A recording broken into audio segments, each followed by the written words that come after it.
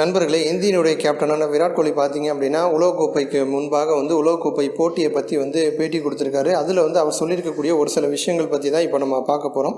நிறைய பேர் பார்த்தீங்க அப்படின்னா தோனியை பற்றி கேள்வி எழுப்புறாங்க. தோனி வேணுமா வேணாமா அப்படிங்கிற மாதிரிலாம் கேள்வி எழுப்புறாங்க. முதல் விஷயம் விசுவாசம் அப்படின்னு ஒன்று இருக்குது. அதுதான் எல்லாத்துக்குமே காரணம். முதல்ல பார்த்தீங்க அப்படின்னா நான் ஆரம்பத்தில் இந்திய அணியில் இடம் பிடிச்சி விளையாண்டப்ப எனக்கு அதிகமான வாய்ப்புகளை தோனி கொடுத்தாரு. எத்தனையோ முறை என் அணியிலேருந்து வெளியேற்றணும் அப்படின்னு நிறையா குரல்கள்லாம் ஓங்கி ஒழிச்சது. ஆனால் அந்த மாதிரி சூழலில் தோனி எனக்கு வாய்ப்பு கொடுத்தாரு. தோனி கொடுத்த வாய்ப்பு பாதி சமயம் நான் பயன்படுத்திக்கிட்டேன், பாதி சமயம் நான் வீணடித்தேன். நான் வீணடித்தாலுமே கூட தோனி மறுமுறை எனக்கு வாய்ப்பு கொடுத்து என்னை தட்டி கொடுத்து என்னை மேலே கொண்டு வந்தார். அந்த மாதிரி தான் நானும் தோனிக்கு இருப்பேன். தோனியை பற்றி யார் என்ன சொன்னாலும் எனக்கு கவலை கிடையாது. நான் கண்டிப்பாக தோனிக்கு வாய்ப்பு கொடுக்கணும் அப்படிங்கிறதா என்னுடைய கருத்தாக இருக்கும் அப்படின்னு விராட் கோலி சொல்லியிருக்காரு. இது எல்லாத்தையும் தாண்டி தோனியை பற்றி நிறைய பேர் நிறைய விமர்சனம் பண்ணுறாங்க. அவங்களுக்கு ஒரே ஒரு விஷயம் தான் நான் சொல்ல விரும்புகிறேன்.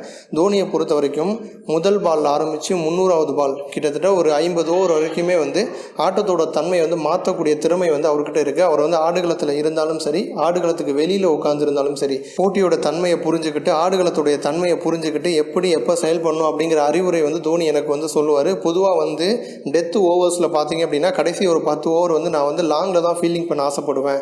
அந்த மாதிரி ஒரு சூழல் என்னுடைய வேலையை ஒருத்தர் பண்ணணும். அந்த வேலையை தான் தோனி பண்ணுவார். தோனி நானும் கண்களால் பேசுவோம். தோனி என்ன நினைக்கிறாரு அப்படிங்கிறத அவருடைய கண்ணை பார்த்து நான் தெரிஞ்சுக்குவேன். அந்த அளவுக்கு தோனிக்கு எனக்கும் புரிதல் இருக்குது.